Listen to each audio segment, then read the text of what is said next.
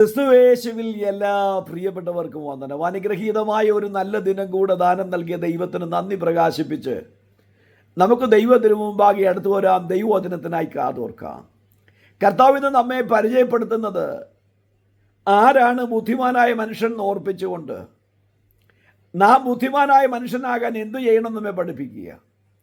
53-ാം സങ്കീർത്തനക്കാരനായ ദാവീദിനാൽ എഴുതപ്പെട്ട ആ സങ്കീർത്തനത്തിൻ്റെ 2-ാമത്തെ വാക്യത്തിൽ ഇപ്രകാരം പറയുന്നു: ദൈവത്തെ അന്വേഷിക്കുന്ന ബുദ്ധിമാനുണ്ടോ എന്ന് കാണുവാൻ ദൈവം സ്വർഗത്തിൽ നിന്ന് നോക്കുന്നു. അപ്പോൾ ബുദ്ധിമാനായിരിക്കുന്നത് ലോകപ്രകാരം ഉന്നത ബിരുദമുള്ളവനെ മാത്രമല്ല, ദൈവത്തിൻ്റെ ദൃഷ്ടിയിൽ ബുദ്ധിമാനായിരിക്കുന്നത് ദൈവത്തെ അന്വേഷിക്കുന്ന, ദൈവത്തെ സ്നേഹിക്കുന്ന, ദൈവത്തെ ഭക്തിയോടെ അനുഗമിക്കുന്ന ദൈവഭക്തനാണെങ്കിൽ,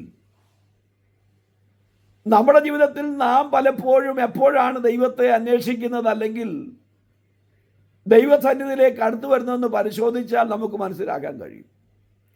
ഏറിയ പങ്ക് ആളുകളും തങ്ങളുടെ ജീവിതത്തിൽ ദൈവത്തെ അന്വേഷിക്കുന്നത് തങ്ങളുടെ ജീവിതത്തിൽ ഒരു പ്രശ്നം വരുമ്പോൾ അല്ലെങ്കിൽ ഒരു പ്രതിസന്ധി തങ്ങളെ കൊണ്ട് അതിനെ തരണം ചെയ്യാൻ കഴിവില്ലാത്ത സാഹചര്യത്തിൽ ദൈവത്തെ അന്വേഷിക്കുകയും കൂടുതലായി പ്രാർത്ഥിക്കുകയും ഉപവസിക്കുകയും നിലവിളിക്കുകയൊക്കെ ചെയ്യുന്നത് കാണാറുണ്ടെങ്കിൽ, പ്രിയപ്പെട്ടവരെ, അത് കാര്യസാധ്യത്തിനുള്ള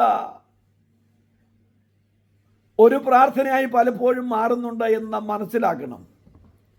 ദൈവത്തിൻ്റെ വചനം ഓർപ്പിക്കുന്നത് ദൈവത്തെ സ്നേഹിച്ച് ദൈവത്തോടുള്ള സ്നേഹം മൂലം ദൈവകൽപ്പന അനുസരിക്കുവാനും ദൈവത്തെ സ്നേഹിക്കുവാനും തയ്യാറാകുന്ന ഭക്തനെയാണ് ദൈവത്തിൻ്റെ ദൃഷ്ടിപ്രകാരം ബുദ്ധിമാൻ എന്ന് പറയുന്നതെങ്കിൽ, അങ്ങനെയുള്ള ഒരു ബുദ്ധിമാനായ വ്യക്തിയെ നമുക്ക് തിരുവചനം പരിചയപ്പെടുത്തി ആ ബുദ്ധിമാനായ മനുഷ്യന് വേണ്ടി ദൈവം ചെയ്തതെന്തും നമ്മെ പഠിപ്പിക്കുക. നമ്മുടെ ജീവിതത്തിൽ നാം പലപ്പോഴും നമ്മുടെ ആവശ്യങ്ങളൊക്കെ സുഖകരമായി നടക്കുന്നുണ്ടെങ്കിൽ, നാം ഒരു വിധത്തിൽ പറഞ്ഞാൽ പ്രാർത്ഥനയായി അങ്ങ് പോകുക എന്നുള്ളതാണെങ്കിൽ, വിഷയത്തിൻ്റെ കാഠിന്യത വർദ്ധിക്കുമ്പോൾ നമ്മുടെ പ്രാർത്ഥനയും അതിൻ്റെ നിലവാരവും വർദ്ധിക്കാനിടയാകുമെങ്കിൽ, പുറപ്പാട് പുസ്തകം 33-ാം അധ്യായത്തിൻ്റെ 11-ാമത്തെ തിരുവചനത്തിൽ ദൈവത്തിൻ്റെ തിരുവചനം നമ്മെ ഒരു ഭക്തനെ ചൂണ്ടിക്കാണിക്കുകയാണ്. ഒരു ബുദ്ധിമാനായ മനുഷ്യൻ.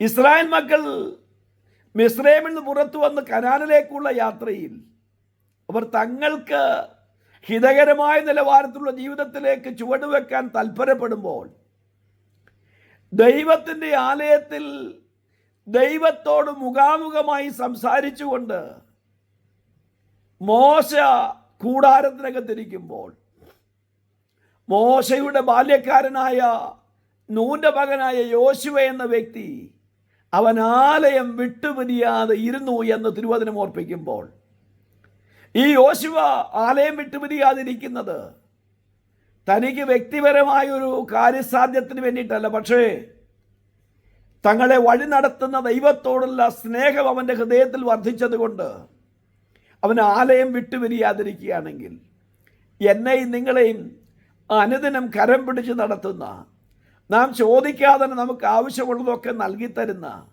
ആ ദൈവത്തോടുള്ള സ്നേഹം നമ്മുടെ ഹൃദയത്തിലൊന്ന് വർദ്ധിച്ചിരുന്നെങ്കിൽ എത്ര നന്നായിരുന്നു.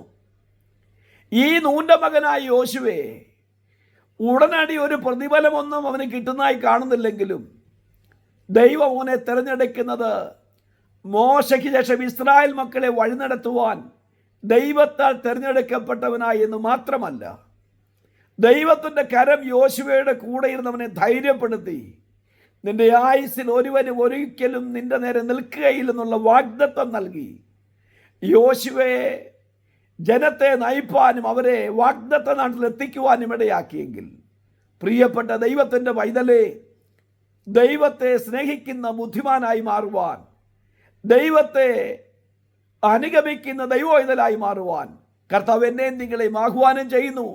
അവൻ എൻ്റെ പക്ഷത്തുള്ളത് ഞാൻ കുലുങ്ങിപ്പോകത്തില്ലെന്ന് പറയണമെങ്കിൽ നാം ദൈവത്തോടു കൂടെ യാത്ര ചെയ്യുന്നവരാകണം. അതിന് കർത്താവ് നമ്മെ അനുഗ്രഹിച്ച് സഹായിക്കട്ടെ. നല്ലൊരു ദിനം ആശംസിക്കുന്നു. God bless you all.